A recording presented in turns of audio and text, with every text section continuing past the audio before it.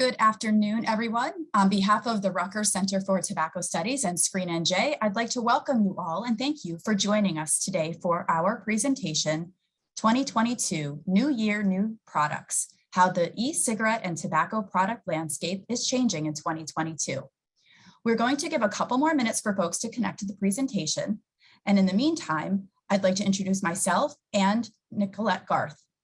I am a research program manager and health educator at the Rutgers Center for Tobacco Studies and Screen NJ. My colleague Nicolette, also from the Rutgers Center for Tobacco Studies, is here today ensuring all things technology run as smoothly as possible. It is now my pleasure to introduce today's presenters. Kevin Schroth is an associate professor with Rutgers Center for Tobacco Studies and Rutgers School of Public Health. He teaches public health law, and his research focuses on how tobacco regulatory science can improve tobacco control policy. He previously served as an attorney with the New York City Health Department, directing tobacco control policy for the city. During this tenure, Kevin played a principal role in drafting and passing more than a dozen tobacco control laws. He also developed policies designed to reduce consumption of sodium and sugary beverages. Before concentrating on public health, he worked as a commercial litigator and clerked for federal and state judges in New Jersey. Dr. Julia Chen Sankey is an assistant professor at Rutgers Center for Tobacco Studies and Rutgers School of Public Health. Her research broadly involves investigating the influence of flavored tobacco use and tobacco marketing exposure among youth and youth adults as well as cigar use disparities among racial and ethnic minority populations. Her current research involves examining the influence of e-cigarette advertising features among tobacco naive and tobacco using young adults. Dr. Mary Harivna is an assistant professor with the Rutgers Center for Tobacco Studies and Rutgers School of Public Health. Her research areas and interests include tobacco regulatory science and tobacco control policy, particularly policies that may prevent or reduce tobacco use among young people and other special populations. Dr. Harivna is the principal investigator of a contract funded by the New Jersey Department of Health intended to conduct tobacco-related research and surveillance in the state, including the New Jersey Youth Tobacco Survey and a repeated point-of-sale data collection project. Dr. Michael B. Steinberg is professor and chief in the Division of General Internal Medicine and medical director of the Rutgers Center for Tobacco Studies. He maintains an active research career in the areas of tobacco treatment intervention, has published nearly 100 peer-reviewed manuscripts, and has conducted studies funded by NCI, NIDA, RWJ Foundation, and the New Jersey Department of Health. His ongoing efforts include coordination and training for the 10 New Jersey Tobacco Quit Centers and assisting with the Screen NJ Lung Screening Initiative. We do have a few housekeeping items to explain before we get started. Please keep microphones muted during the presentation. You may enter any questions into the chat box for our moderated question and answer session at the conclusion of all 4 presentations. We are recording today's webinar, and we will share the recording and other presentation materials shortly. We will use polls during this presentation. Polls will be administered through Slido. The first 100 individuals to join our Slido will be able to participate in the polls. There are 2 ways to join the polls. You may point your smartphone at the QR code on your screen to call up the Slido website and polls. Or you can log in from your device, laptop, or computer using the website and enter code 006034 to access the first poll. I'm also going to drop the Slido website into the chat for those of you that would like a place to click. So we're going to give it just a few moments while we wait for folks to join that poll.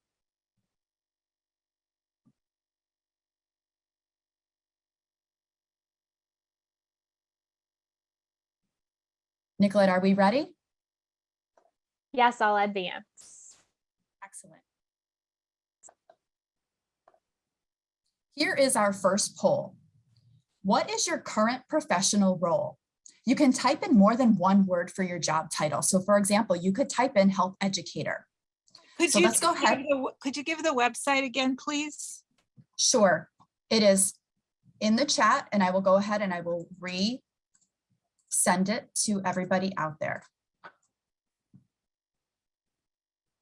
So we would like you to use that Slido site to go ahead and put your job title in there. So I can see everyone is working really hard to get your titles in. This is fantastic.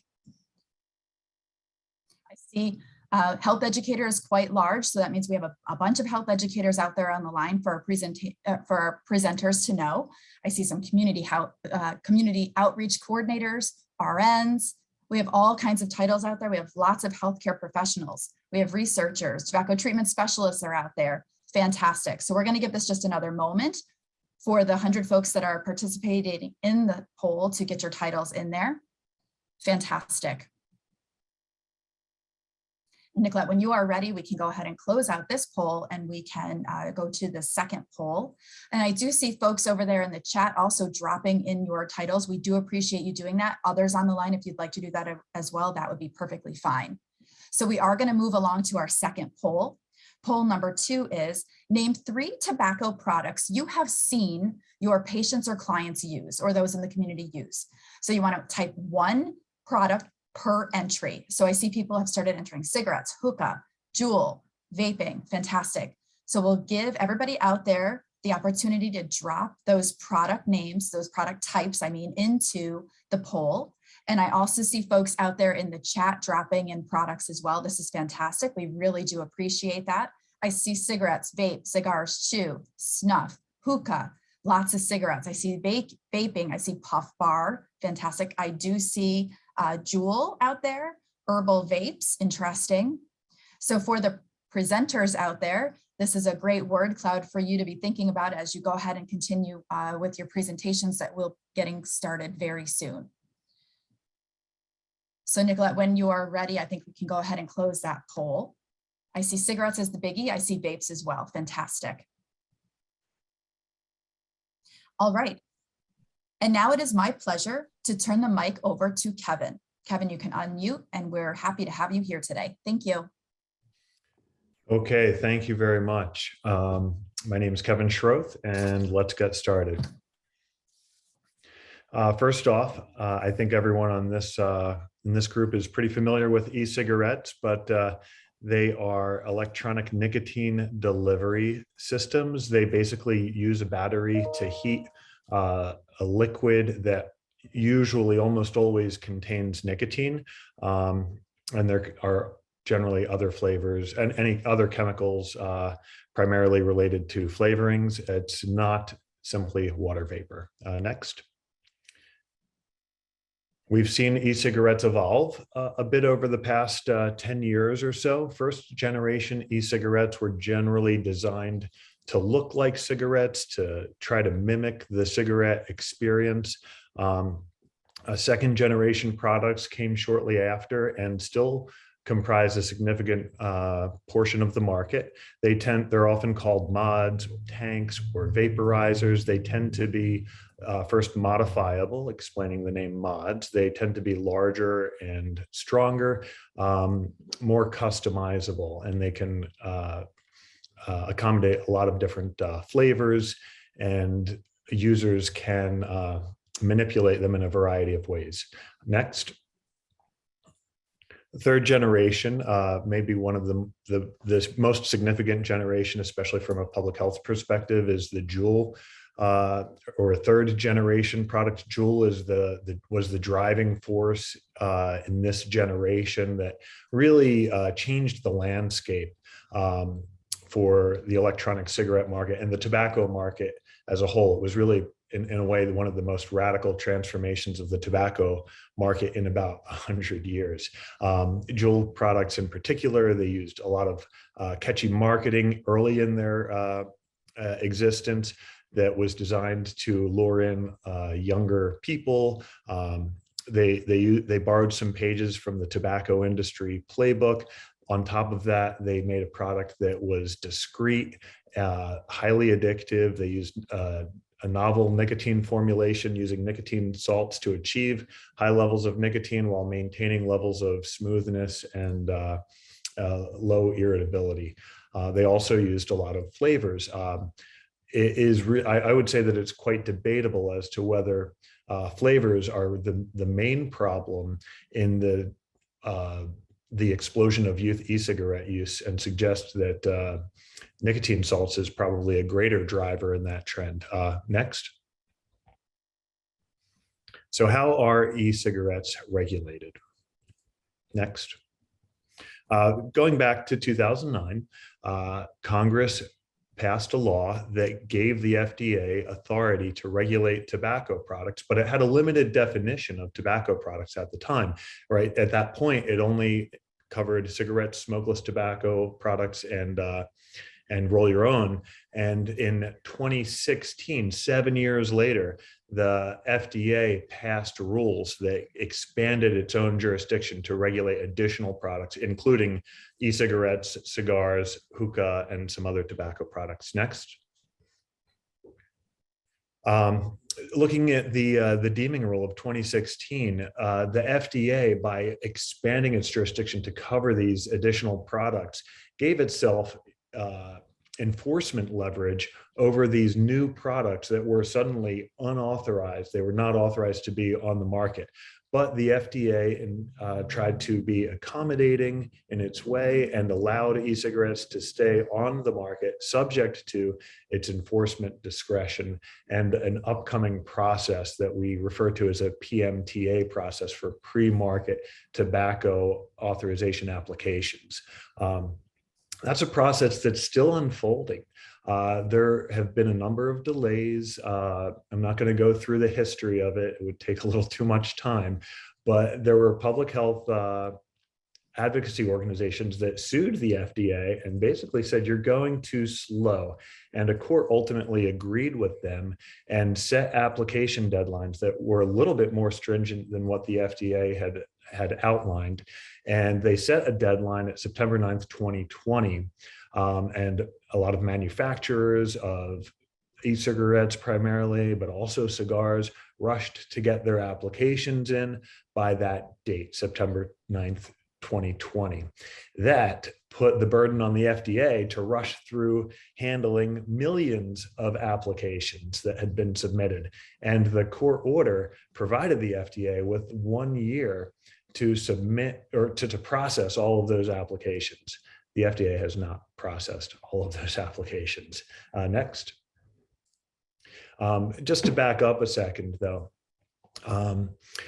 if you look at this chart, this shows where youth e-cigarette use was going throughout the past decade, basically. And you can see that there was a tick up in 2014, 2015. It declined after that. And then after 2017, there was an enormous surge in youth e-cigarette use that was characterized largely by the emergence of Juul and these nicotine salt products. Flavors and other e-cigarettes had already been on the market and had been significant parts of the market for several years, but it was only when Juul came on the market that we saw this enormous surge. And in 2018, you may recall, people were really up in arms. Parents against vaping were up in arms. Policymakers were seriously concerned and legitimately concerned, looking at youth e-cigarette use rise. And then it rose even further before a decline.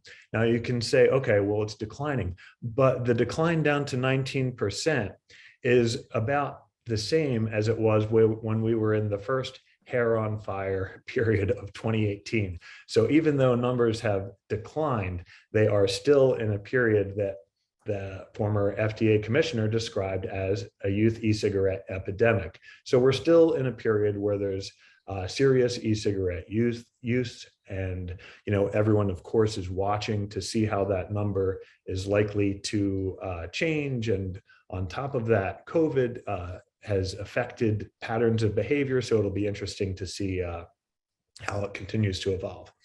Next. Here's a picture of Scott Gottlieb. He's in the news quite frequently on COVID-related matters, but he was the commissioner of the FDA at this time. And in 2018, when these youth e-cigarette numbers were going up, he described the FDA as being at a crossroads, a challenging crossroads, because he didn't predict an epidemic of e-cigarette use among teenagers. He points out that nicotine isn't a benign substance, especially when it comes to children and the effects on the developing brain. And on top of that, if you look at youth using e-cigarettes, a lot of them were not tobacco users in the first place. Many of them were starting to use tobacco because e-cigarettes were available and had become popular, and many of them probably fell into a group where they would not have become smokers in the first place. As you may know, cigarette use had declined quite significantly even before e-cigarettes came on the market. They've continued to decline even more since then. Next. So Scott Gottlieb was ringing the alarm bell in late 2018 and afterwards, but then he resigned in March. And in 2020, January 2020, the FDA finally came around with a response to this e-cigarette crisis. And they issued a rule restricting flavored e-cigarettes. So I'm going to talk a little bit about what it does and what it did and what it did not do and continues to do. So first, the FDA was following the data. They looked at the emergence of Juul and they banned flavored cartridge-based e-cigarettes. And there were a couple other measures that they took related to minors' accents and prioritizing enforcement related to some of the more egregious flavors that were out there. And I have a picture there of a juice box, an actual apple juice box, along with an e-cigarette flavor that looks just like it and is called juice box. But the most important piece of this FDA action, I think, was the ban on flavored cartridge-based e-cigarettes like Juul. Next. And then what it did not do was, again, I mentioned that it was following the data. What the FDA did not do was follow the trend and kind of anticipate where the data might go. So if you look at number 2 here, you've got completely self-contained disposable products, i.e. Puff Bar. The FDA did not anticipate that products like Puff Bar, which had a lot of the same characteristics as Juul, could emerge and replace Juul to a significant extent, or at least absorb a significant portion of the market. The FDA did not affect these mods and tank systems. These are products, and their rationale was that these are products that are used to an extent by adults more than by youth. And for that reason, they were left alone. And to my knowledge, that trend continues to hold true. I'm sure that there has been some youth migration to these products, but they still tend to be more popular among adults. And the FDA, even though it had mentioned that it might do something on menthol cigarettes and flavored cigars, it did not do it at that time. Subsequently signaled that it would go in that direction. Next. And lastly, the FDA is now working on this pre-market tobacco application process. So it requires manufacturers to, including e-cigarette manufacturers, to submit these applications. All e-cigarettes are by statutory definition new tobacco products that have to go through this. And the standard that the FDA is looking at is whether they're appropriate for the protection of public health. The 2 critical questions that it looks at in layman's terms are how many tobacco users quit as a result of the product that's being looked at, and how many non-tobacco users start using the product because of its emergence. Next. What we've seen so far is that the FDA has authorized, it's issued an order authorizing the sale of Vuse tobacco-flavored e-cigarettes. These are not FDA approved products, they're FDA authorized products. And it's issued denial orders for flavored Vuse products. FDA has issued statements saying that it's addressed 98% of applications, but it hasn't really told us that much about what products it has issued orders on. There have been a couple where it's actually reversed its decisions because it realized that it made a mistake, or the type of evidence that it was looking for, it said in its denial order that evidence wasn't there, and it turned out that it was. So the FDA was really overwhelmed with applications, and they're doing their best, it seems, to try to get through them. But what it hasn't done is it hasn't answered or resolved the applications of some products that have really big market share. Juul has about 48% of the market, or at least that's a recent data point on that. Vuse had about 33%, or has about 33% of the market. So it's a pretty significant part of the market that was decided. But I'm not even sure if that 33% is all Vuse as opposed to Vuse tobacco flavor. So in short, there's a whole lot of e-cigarettes out there where the FDA has not issued, even though they may have answered 98% of the applications, that those 2% of the applications that they haven't answered comprise a significant portion of the market. So we're really in a wait and see period on that. So thank you very much.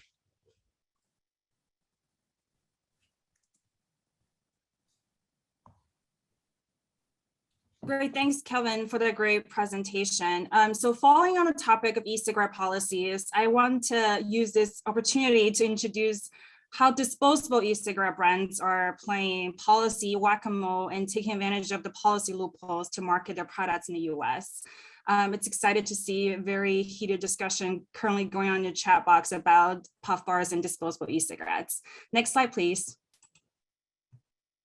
So as Kevin just said, the FDA's 2020 flavor e-cigarette sales restrictions at the national level only applied to cartridge or pod-based e-cigarettes. So other types of e-cigarette products, mainly disposable e-cigarettes, were exempted from the flavor restrictions.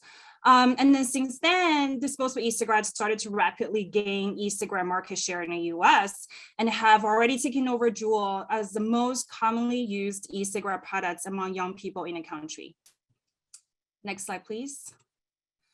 So what are disposable e-cigarettes? As you can see, some of the packages and products and flavors shown in the slides. Disposable e-cigarettes are already charged and e-liquid is contained within the product. They are for one-time use only, and they can be discarded after they no longer produce vapor. Disposables are often come with various flavors that are attractive to young people. One recent study actually showed that just puff bars and similar products may already have over 140 flavors. The packaging of many disposable brands show cartoons and fruit images that may already have that may be very attractive to young users. So just like other types of e-cigarettes, the manufacturers of disposables are getting more creative over time. As you can see from the right side of this slide, the most recent disposable products have an airflow adjustment piece on top of their products. This is for consumers to adjust the flavors and hit from puffing the products. They're much larger in size than the older versions of disposables, such as puff bars, and it can be recharged when the battery runs out. Next slide, please. So the National Youth Tobacco Survey last year actually captured the changes of disposable e-cigarette use. As you can see from this figure, among US middle and high school students who used e-cigarettes in the past 30 days, most of them were actually using disposables, so over 53%. They're slightly more likely to be used among middle school students than high school students, followed by cartridge or pod-based e-cigarettes or tank or mod-based e-cigarettes. Next slide, please. So in terms of the brands, as you can see, Puff Bar is leading the charts. Over 26% of young, middle, and high school students who used e-cigarettes were actually using Puff Bars, followed by VU, Smog, Juul, and Sorin. So Juul is actually only lower than 7% of young users are using this brand. Next slide, please. So in terms of the flavors, although we have this national ban on flavor e-cigarettes starting from early 2020, we're still seeing that among middle and high school students who used e-cigarettes in the past 30 days, over 84% of them were using flavor e-cigarettes.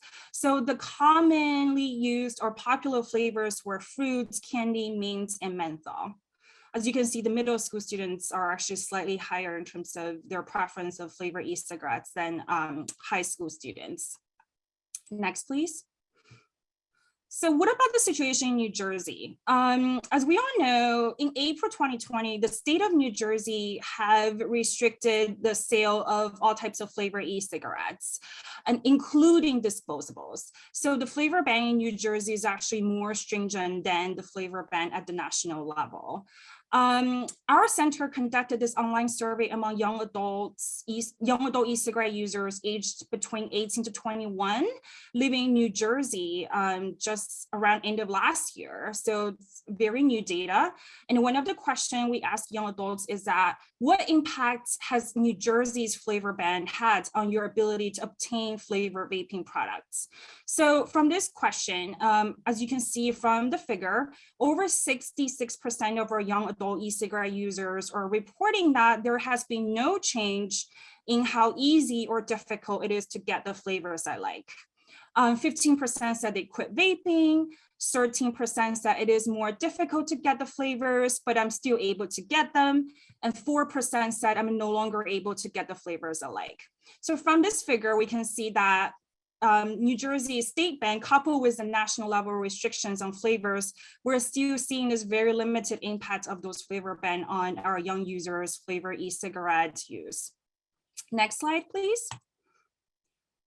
So more data from the same survey among young adult e-cigarette users in New Jersey. As you can see, among the e-cigarette users, over 57% of them were using disposable products, followed by cartridge-based products such as Juul, and then followed by tank and mod-based products.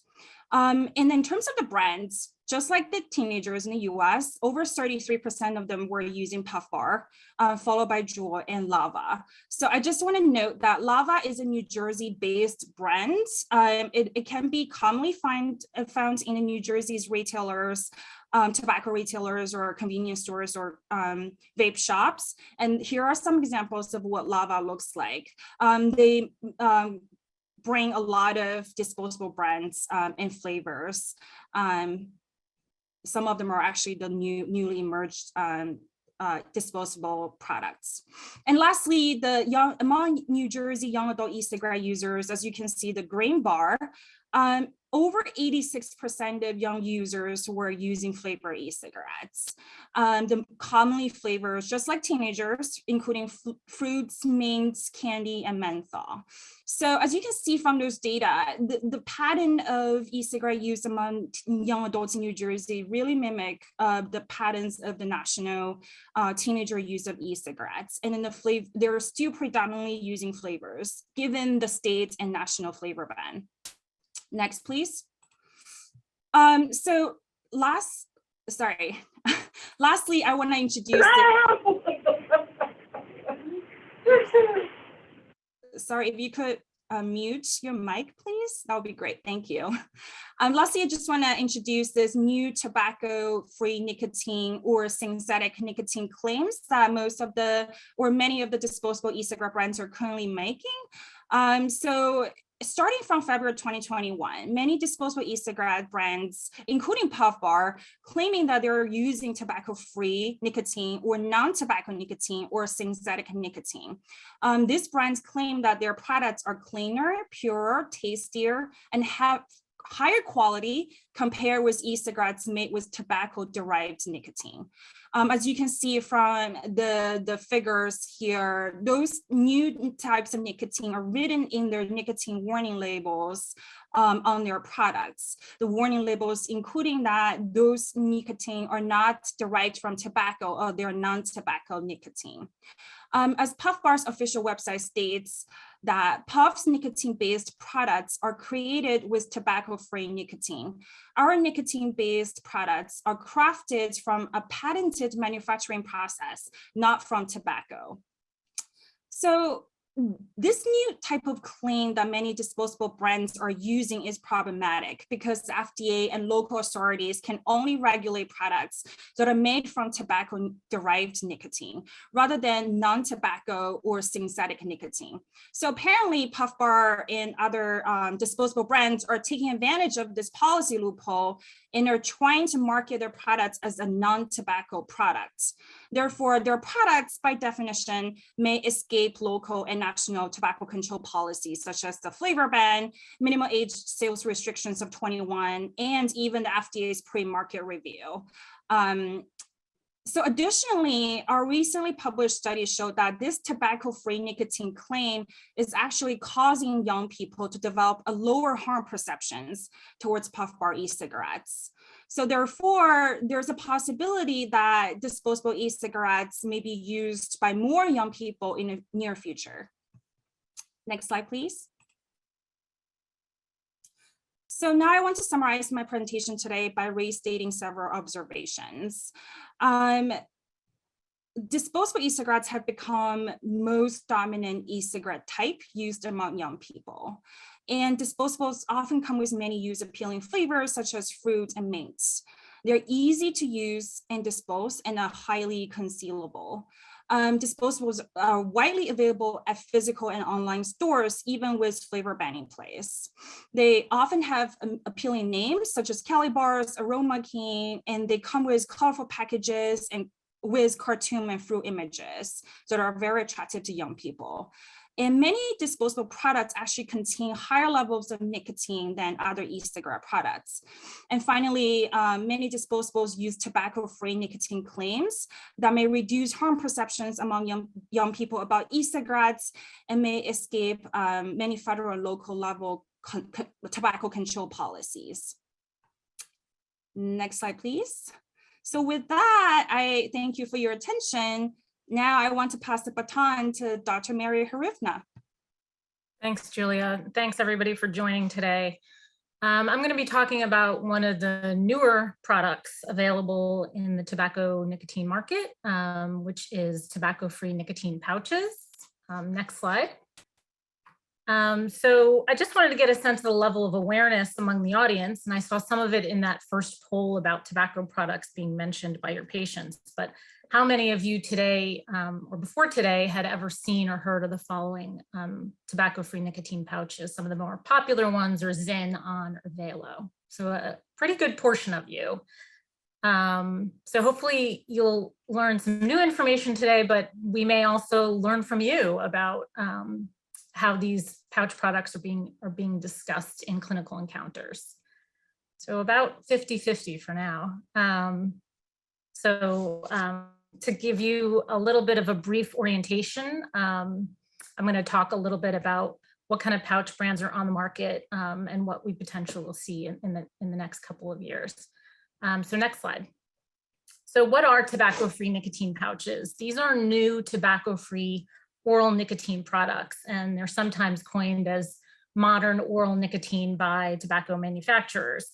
They are very similar in physical form to Swedish snus, which is also a pouched smokeless tobacco product that is placed between your upper lip and gum, where the nicotine is absorbed through the mouth. They don't require any spitting or any refrigeration. Unlike snus, however, tobacco-free pouches don't contain tobacco leaf, but they contain nicotine derived from tobacco. Because they contain nicotine that's derived from tobacco, these products are categorized as smokeless tobacco products in the United States. They're not approved as nicotine replacement therapy or tobacco cessation aids. Next slide, please. By 2019, we had about 5 different tobacco-free nicotine pouch brands using tobacco-derived nicotine selling in the United States, including the popular Zyn, which is sold by Swedish Match, On, which is sold by the Altria Group, or formerly known as Philip Morris, Rogue, which is distributed by Swedish International. And then last year, RJR bought pouch manufacturer Drift and incorporated it into its Velo oral pouch line. Sorry, if you could please mute your line, thanks. And so Drift is now rebranded as Velo Max, offering additional flavors and higher nicotine levels. So as you can see, nicotine pouches are offered in a variety of nicotine content levels and a variety of flavors. In addition, all of these major tobacco-derived nicotine pouch brands have submitted pre-market applications to the FDA. And if the FDA authorizes these marketing orders, nicotine pouches would be allowed to stay on the market. And I should say that In addition to views, the FDA did authorize a marketing order for Verve, which is a discontinued dissolvable tobacco product that was manufactured by Altria, but Altria has indicated that what they learned from Verve has been included in their application for on. So it's just something to look for in the future is, what the FDA's decisions will be on these PMT applications for nicotine pouches. Next slide. Thanks. And then this is a graph of smokeless tobacco unit sales in the United States. So again, pouches are reported as part of the smokeless tobacco product category. This is national smokeless tobacco sales data for the last decade using retailer scanner data from the convenience store market for the US. The smokeless tobacco product category, as you might know, is traditionally made up of moist snuff, chew or dry snuff, dissolvables, and now tobacco-free nicotine pouches. And so again, you've seen there's clearly some growth here. I do want to caution because in 2020, Nielsen did make some changes and modifications in their methodology. So I'm a little cautious about that leap between 20 and 2020, but there's clearly some growth in a market that's been fairly steady in the last decade. Next slide. This is the smokeless tobacco market by product type. And so although traditional moist snuff is still the most popular form of smokeless tobacco sold, 2019 was the first time, probably since about 2005, that the market share dipped below 90% for moist snuff. And this is probably due in no small part to the really rapid growth of tobacco-free nicotine products. The pouch category is denoted by the gray bar. So we're seeing a lot of growth, particularly since 2019. Next slide. And Zyn, which was the first pouch product to appear on the market, has really remained the brand leader since 2016. But as you can see, its market share has significantly eroded in the last 2 years with the emergence of many other brands.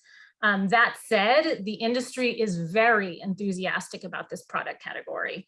A brand manager for Zyn marketing was quoted in Convenience Store News as saying, "Most exciting, we have yet to find the ceiling. Zyn continues to grow in the face of significant price competition and brand proliferation."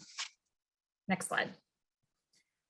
So what do we know about the product category? The literature on the products is growing, but it's still pretty small, and the vast majority is definitely coming from the brand manufacturers themselves.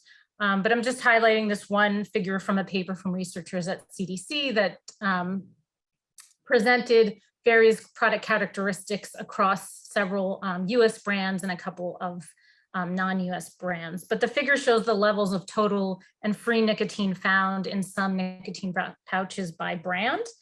Free or free-based nicotine is the form that's most readily absorbed by it or in your mouth and can increase the nicotine uptake in your bloodstream. So they found that for the products that they tested, there was a pretty wide range of total and free nicotine values, but they're fairly comparable in terms of nicotine delivery to other traditional snus and moist snuff products, which of course they visually resemble. Next slide. And certainly some of these product similarities are probably going to hold appeal for existing smokeless tobacco users. But I think they also potentially see some advantages, and some of those advantages are presented in the advertising claims made by oral nicotine products. So what we know from the advertising of nicotine pouches from this recent study of marketing claims is that about 90% of these oral nicotine products are advertised as an alternative to traditional tobacco products like cigarettes, like smokeless, even e-cigarettes. 70% of the claims or of the ads claim that the product can be used anywhere, and about half of the ads contain claims that oral nicotine is spit-free, smoke-free, and doesn't contain tobacco leaf. Next slide. In addition, we're seeing a lot of crossover advertising of nicotine pouch products among combustible cigarettes. So remember, all of the major tobacco-derived nicotine pouch manufacturers also make other tobacco products. Some of them make cigarettes, some of them make cigars, moist snuff, snus. On the left is an example of an ad for On nicotine pouches, which was found on Marlboro's website in 2020. The product is advertised as a smoke-free alternative, a convenient way to find nicotine satisfaction while you're indoors and socializing. Clearly the images of young people socializing indoors. On the right is an email from April 2021, which includes promotions for Camel's weekly coupon offerings and an invitation to explore the nicotine options from our friends at Velo. And the image shows a person surfing, presumably an activity where you couldn't use a traditional combustible tobacco product. And as the advertising mentions, Velo can be used anytime, anywhere. Next slide. So has the advertising worked? What do we know about awareness and ever use and interest in these products? Not a whole lot. Again, there's really just not a lot of research on the topic yet. What we found in a nationally representative sample comprised of US adult smokers is that by early 2021, about 30% were aware of these new nicotine pouch products. A very small proportion had had the experience of ever using them, less than 6%, but about 16.8% of adult smokers expressed at least some interest in using tobacco-free nicotine pouches in the next 6 months. Next slide. However, we did find variation by certain characteristics. So for example, we found higher levels of awareness and higher levels of ever use among younger adult smokers. Next slide. We also found awareness, use, and interest in using nicotine pouches were higher among smokers who had reported ever use of smokeless tobacco. So not necessarily surprising given the physical similarities between these products. Next slide.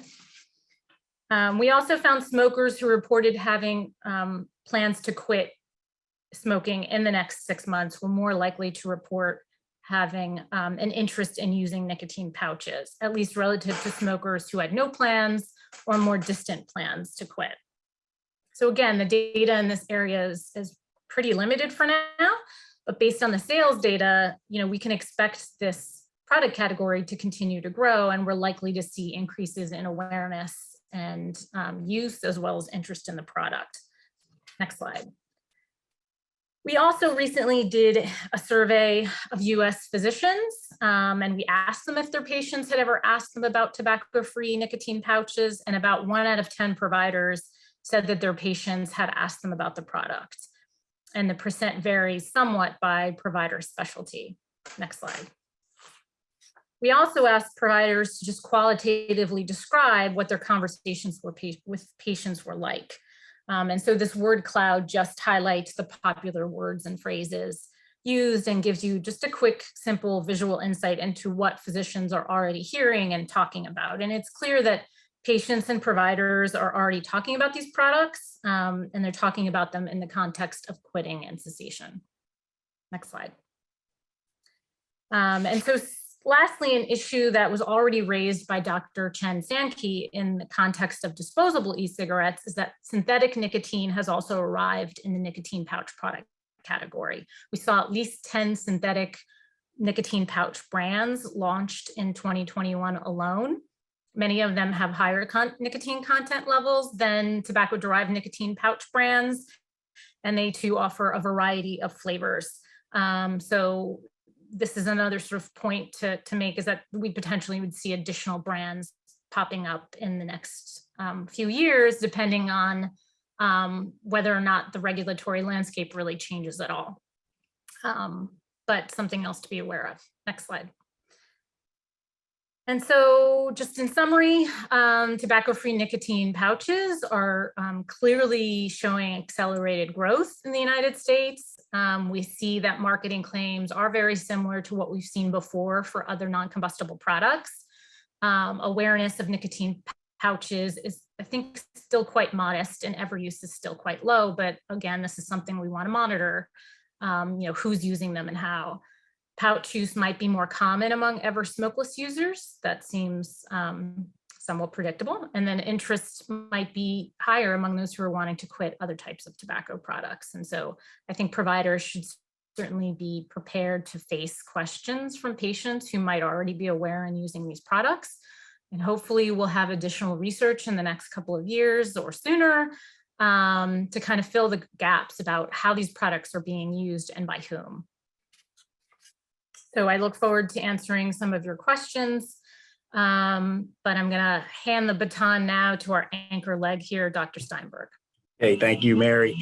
All right, so I'm going to be shifting gears a little bit and talking not so much about products, but about how some of these electronic devices may be used for cessation as well as nicotine perceptions and misperceptions. Next, please. So we're going to start again with a couple of polls. For this one, I believe we need to rejoin as a quiz. So people can do that. You may be asked to enter your name, but you don't really need to enter a name. You can type in whatever you want to join the quiz. You can type blank, you can type whatever you like. And when we have an adequate number, I will let Nicolette move us forward.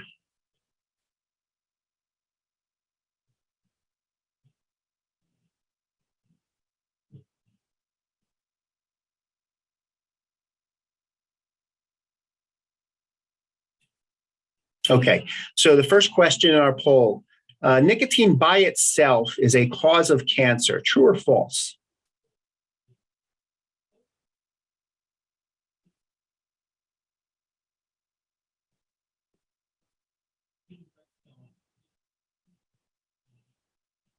And this is just a preview for some of the things we'll be covering later. Again, whenever we reach our, so you see the majority of people say nicotine is not a cause of cancer, okay? And one more poll question we'll move on to. Which public health view best describes your opinion? So this is your opinion. We cannot allow young people to become addicted to e-cigarettes, so we should ban them from society, or we cannot allow current adult smokers to die from deadliest form of tobacco, so we need to make e-cigarettes more available to help those people stop smoking. I'll give folks a minute to respond. This one, it'll say there's a correct answer, but there's no correct answer to this one. There's no way for us to not allow it to give a correct answer. This is more of an opinion, and we'll see what folks' opinions are about this.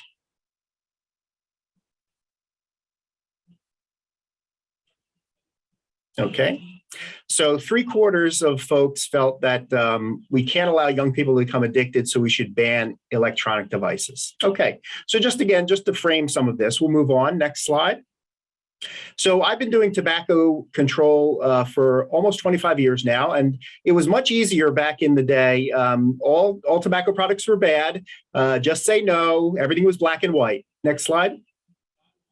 The concept of harm reduction, so that there could be a continuum of harm, made things more complicated for us, didn't it? So you have a wide variety of products, and you see electronic devices falling somewhere probably between medicinal nicotine and combusted tobacco. So it does make things more complicated. Next. As was pointed out by Kevin, we know that one of the main concerns with electronic devices is that young people are using them at high rates. So about 1/4 of high school students are current users, and it's the most commonly used tobacco product. When these products first came onto the market, at least for providers like myself, we saw them as a potential for a less harmful alternative for current adult cigarette smokers to switch to. Unfortunately, we don't see adult current cigarette smokers using electronic devices at the same rate as young people. So that is obviously concerning if that's the goal of these products. Next, please. Now, one of the things I'm going to talk about is nicotine. Nicotine, as you all are aware, is a chemical. It's the chemical in tobacco that makes tobacco so addictive. Nicotine activates the reward pathway in the brain, this nucleus accumbens ventral tegmental area. It's a common pathway for other substances of abuse, and it causes release of dopamine, which is the neurotransmitter that mediates this reward effect. Next, please.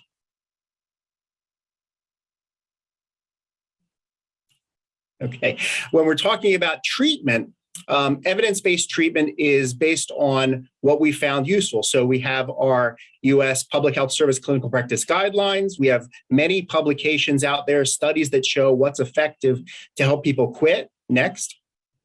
And we know that quitting by and large is best accomplished with a comprehensive approach, including behavioral counseling, social support and follow-up, as well as pharmacotherapy. Next.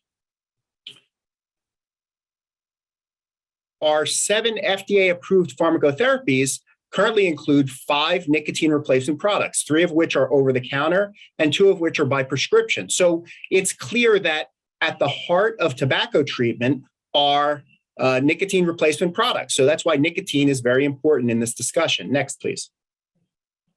This is a slide bar from one of my colleagues at NYU, Susan Urban. So this shows that nicotine is one of the chemicals found in electronic aerosol, but there are other chemicals found in electronic aerosol which can cause potential harm to the user. Next, please.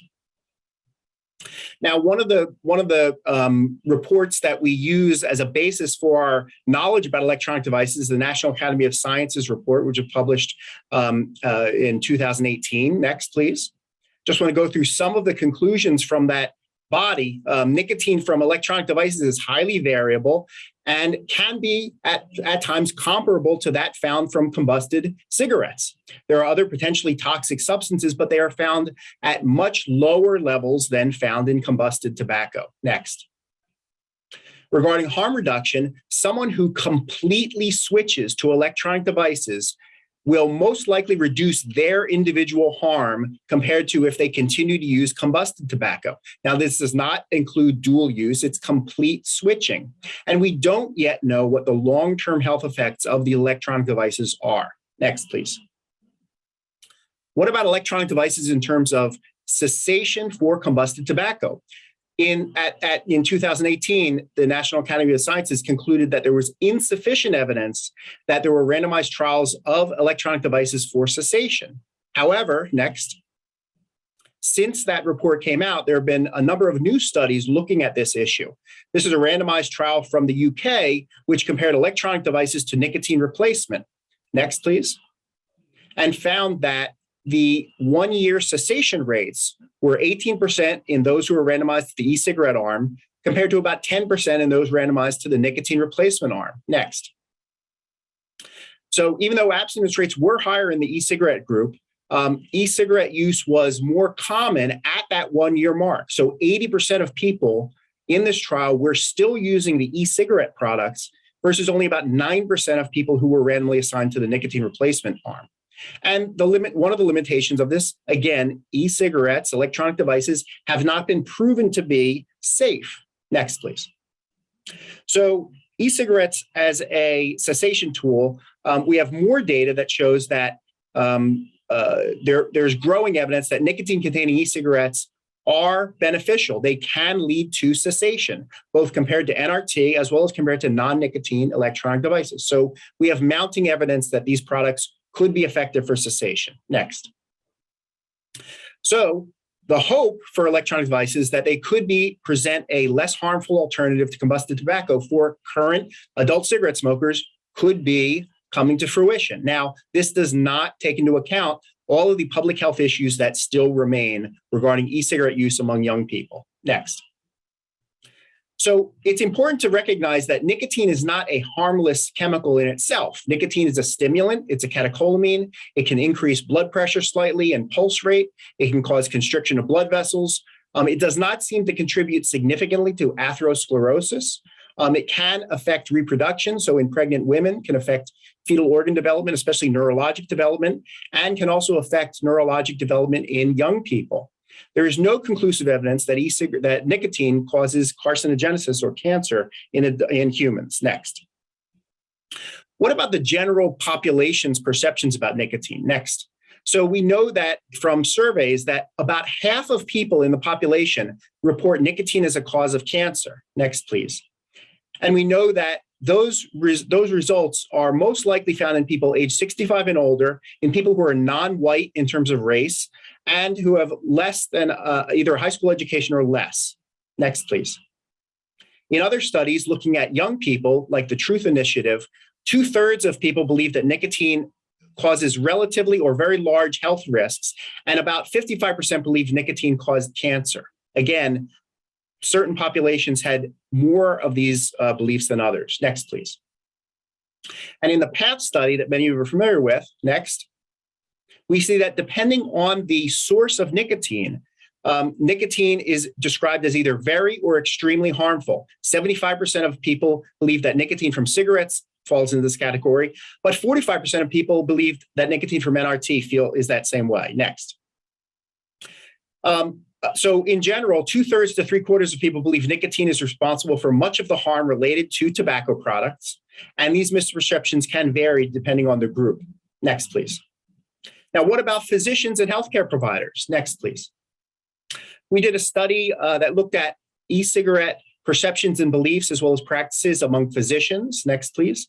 And in the wave one of that study, about 1,000 physicians from various specialties were asked about nicotine. Next, please. They were asked the extent to which nicotine on its own could contribute to the development of the following health problems. Next, please. And we found that over 80% of physicians reported that they strongly agree that nicotine contributes to cardiovascular disease, COPD, or cancer. And only about 1/3 have reported nicotine contributes to birth defects. Next. These results varied by specialty to some degree, as well as certain characteristics. Next, please. And it was interesting that the misperceptions for nicotine exist for physicians in terms of nicotine causing cancer, somewhat at higher rates than even seen in the general population. One of the issues could be the wording of the question. We did a follow-up study that asked specifically, regardless of its addictive effects, could nicotine affect these diseases? And there was still a trend in the same direction. Next, please. So in summary, there's growing evidence that e-cigarettes could be a potential aid for cessation of combusted tobacco. Misperceptions of nicotine occur both in the general population as well as among physicians. And it's especially important to understand misperceptions around nicotine because not only is nicotine replacement a very critical part of tobacco treatment, but also the FDA's regulatory strategy may include low nicotine products in the future. And it's important for healthcare providers and the population to understand the specific risk that nicotine poses in these products. Next. I believe I will turn things back over to Heather now.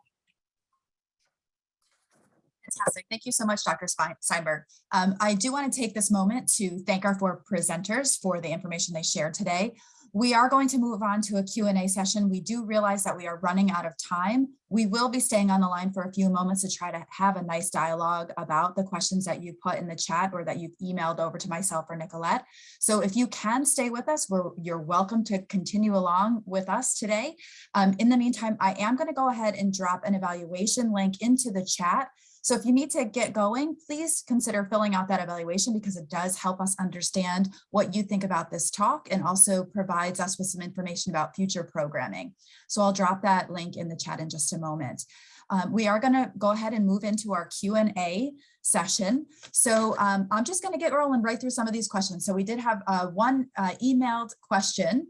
So how might the FDA or states handle regulation of tobacco-free nicotine pouches and some of these other products in the future? Kevin, Mary, Julia, Mike, you all alluded to this. Have any thoughts on that?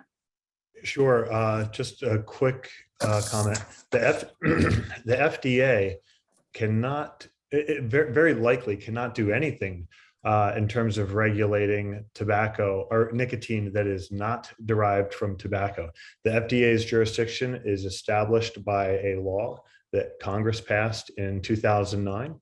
And unless Congress amends that law to broaden the definition of tobacco products subject to its jurisdiction, the FDA is unlikely to be able to do anything. The only reason I hedge is because it's conceivable that the FDA may try to stretch its jurisdiction.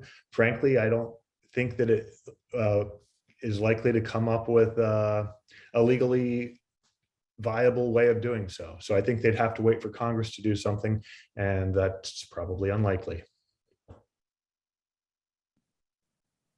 Do any of our other speakers want to make a comment? Mary? Yeah, I mean, I will say that obviously states can regulate these products as well.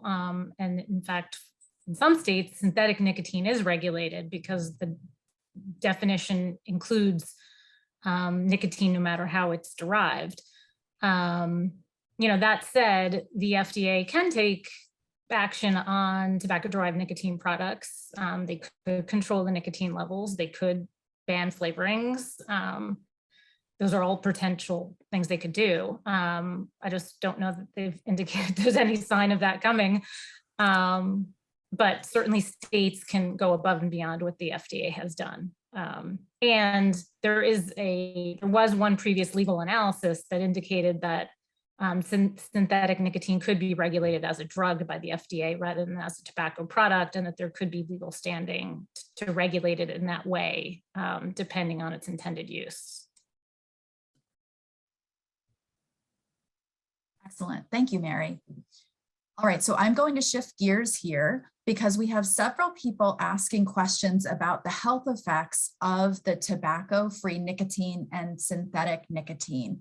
And I think Dr. Steinberg did allude to this, but Mike, would you mind just restating what we know about the health effects of non-combustible products out there? Yeah, so I would say, again, in general, these are generalities, that nicotine is the addictive chemical in tobacco, but nicotine is not the chemical that causes most of the tobacco-caused disease. That being said, it's not without effects. It can affect cardiovascular, pulse rate, blood pressure. What we know most clearly is nicotine is something that you don't want to give to pregnant women unless you have to. And I'm not saying that you can't use nicotine replacement in the sense of a pregnant woman who continues to use combusted tobacco as a less harmful alternative. But we know that nicotine can affect the developing fetus. But I think nicotine, and also other people have mentioned the effects of nicotine on developing brain in young children. So nicotine's without harm. I think clearly if you're talking about nicotine from non-combusted tobacco as well as from nicotine replacement compared to nicotine and the 7,000 other chemicals in combusted tobacco, there's no comparison in terms of the relative harms. But I don't think anybody should come away with this thinking that nicotine has absolutely no physiologic effects. Excellent. And as a follow-up to that, Mike, in the tobacco treatment programs, such as the quit centers here in New Jersey, are you recommending that smokers use e-cigarettes to try to quit smoking? That's a great question, comes up all the time. By and large, what we would say is we recommend that people use evidence-based treatment. And the 7 FDA-approved pharmacotherapies have the longest track record of both effectiveness as well as safety. They're increasingly covered by insurance, so the cost could be less for those products. So we would recommend that people use the products that have the longest track record for effectiveness and safety.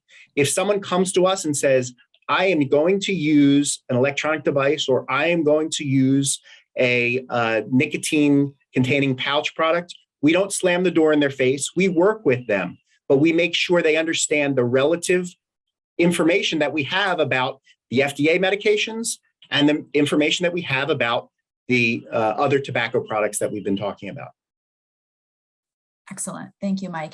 There is a quick follow-up question here in the chat. It's a little off topic, but do you have any updates about varenicline Chantix right now? Is it still on the market and available as an approved cessation medication? Yeah, it's on the market. It's available, but it is under a voluntary recall, so you may have a tough time finding it. I would just check different pharmacies, and it's in my opinion, it's okay to use the generics that can be available from Canada. Excellent. Thanks, Mike. And also want to shout out there to Michelle Kennedy, who dropped the New Jersey quit resources in the chat box. So it's tobaccofreenj.com. Thanks, Michelle, for doing that. I'm going to turn to another question here. We have several people asking questions about the decline in youth tobacco rates. I think both Mary and Kevin had put some information up about that. They're wondering if factors like COVID and students not being in school and things like that may have led to some of these decreases, some of these numbers we're seeing. And folks would like to know if you have anything to add to that, any comments about it. Well, I'll say that, yeah, the 2021 National Youth Tobacco Survey does show a decline in e-cigarettes, but there is a tiny footnote in that MMWR that indicates the prevalence of e-cigarette use was higher among those who took the survey at school versus those who took it at home. So I think we don't understand. Sorry, you could just mute your, thank you. So I do think we don't know yet what 2022 will show. If schools are now back in person, it seems more likely that some users may have, sort of found their source of e-cigarettes again. And so I think it remains to be seen, but I would expect an uptick just sort of based on what we've seen so far, but something to look out for. Excellent. Thanks, Mary. And Kevin, how about you? Have anything you'd like to add? Yeah, just to put an additional point on what Mary mentioned, she mentioned a discrepancy between when people were taking or were completing surveys at home versus at school. And so there was, because of COVID, because of hybrid learning situations and at home schooling, there was just a difference in how the data was collected. So it's not quite an apples to apples comparison. And that's why a longer period of time, more data in the future will help us to understand this challenging period a little bit better. Excellent. Absolutely. I'm going to turn to Puff Bar. So Julia, I know you gave some really good information about that. We have a lot of folks out there in the chat interested about these products, how much they cost, where can they be purchased? Are they purchased as a single unit or in a pack? And also if Kevin and Mary want to also jump in on that question as well. Yeah, so I think it comes with single unit in a pack, in a high volume, and then really ranges from very low cost $5 to like $12, depending on how many products are in the package. So it really ranges a lot. And those newly emerged products with adjustable flow on the top, they might be more expensive than the older versions of Puff Bars. And there's also a lot of copycats out there online, sold online, Puff Bar copycats.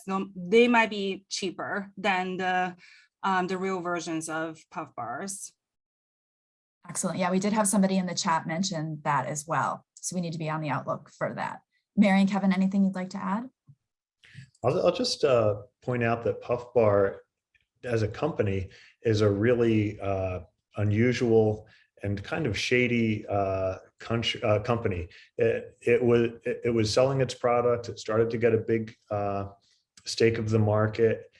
There's some interesting reporting on this if you haven't seen it yet. And then the company sort of went offline, and there was apparently a change of ownership, but there's not a lot of public information on this. And it came back online. And when it came back, it started selling its products again. And in the interim, the illicit market for Puff Bars took off. But when the supposedly legitimate Puff Bar came back on the market, that's when they started claiming that their product was synthetic nicotine, not derived from tobacco. And even being pretty bold about it and saying, and therefore the FDA can't regulate us. You might think that they would have tried to keep a low profile, and instead they're advertising themselves practically as the company that's not regulated by the FDA. So, and there's still not a lot of information about the owners or about how the company operates. Very interesting. All right, and now I've got a question probably for all four panelists. It's a long one, so let me read it. What caused the explosion of e-cigs and alternative forms of nicotine products? Was it just the creative marketing of Juul, or were we primed for this type of product to move into our society? It's been floating around since the 80s. Why not a sooner explosion of use? I can jump in and give an early answer, and I'm sure other folks will have some ideas on this, but I kind of question some of the facts in the question. E-cigarettes really, as they exist now, didn't exist until about just before 2010. And then they started to get some market share in the US, 2011, 2013 or so. And that's when we had these first and second generation products. There were lots of flavors. They were becoming popular, but the explosion that I was talking about earlier didn't really happen until Juul hit the market. So it wasn't quite flavors, because the flavors were already there. What took it to a different level was the nicotine salts, which really made them more addictive and a more efficient product at delivering nicotine. And that coincided with the marketing that really targeted the younger populations. So there's a couple of different contributing factors, but I see it as flavors and the existence of the products helping them to establish a little bit of a foothold between about 2010 and 2015 or 16, and then Juul taking it to another level after that. Now we have copycats that are trying to build on Juul's formula for success. I just want to add to that. I think the design of Juul and all those new e-cigarette products are really easily used by our teenagers at schools because they're very like sleek design, very easy to hide, and teachers and parents can't even tell their kids or students are using it. So that really feeding to this whole interest of using e-cigarettes. And the kids consider it as a very cool device to use. They're copying each other, like like it's a very cool behavior. So the norm changes over time as well. And just to jump back to one early part of the question, like the question references these products that were out there back in the 80s. There were a couple early prototypes that tried to create like the non-deadly cigarette from back in that era, and they just weren't consumer friendly. People didn't find them enjoyable, and they never got any market share. In fact, tobacco companies that tried to sell them realized that it wasn't a very good product and took them off the market themselves. Excellent. Thank you so much. In the interest of time, I think at this point, we're going to close out our Q&A session for now. Anybody that does have any additional questions, please drop them in the chat, or you can email them to Nicolette. We are going to create a Q&A document, and we'll be able to send that out to everybody at a later time. Also, we do really want to thank you all for your participation today. I did drop the evaluation tool into the chat box, but I will go ahead and I will drop that again in a moment. But before we get to that, we have one more Slido quiz we'd like you to take. Nicolette, you can go ahead and launch that one. I think folks should already be logged in and ready to go. So the question is, what topics from today are you interested in learning more about? And here is a list of topics that we might be able to go ahead and turn into another talk for the future. So folks could go ahead and tell us what interesting things that you heard about today would you like to learn more about? I'm going to give it one more moment. And then Nicolette, when you are ready, you can close out that poll.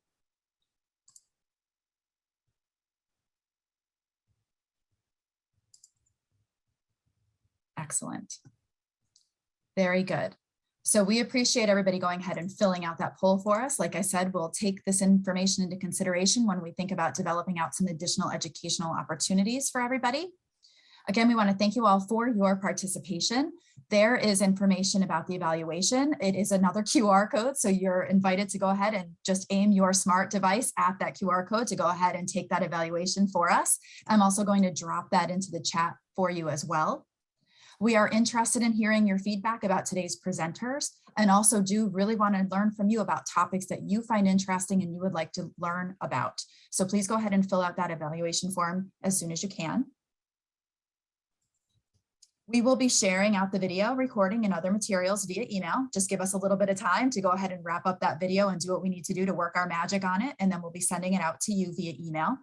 If you have any additional questions, please send them to Nicolette or myself, and we will be happy to write back to you, get in touch with you about whatever things that you might have questions about.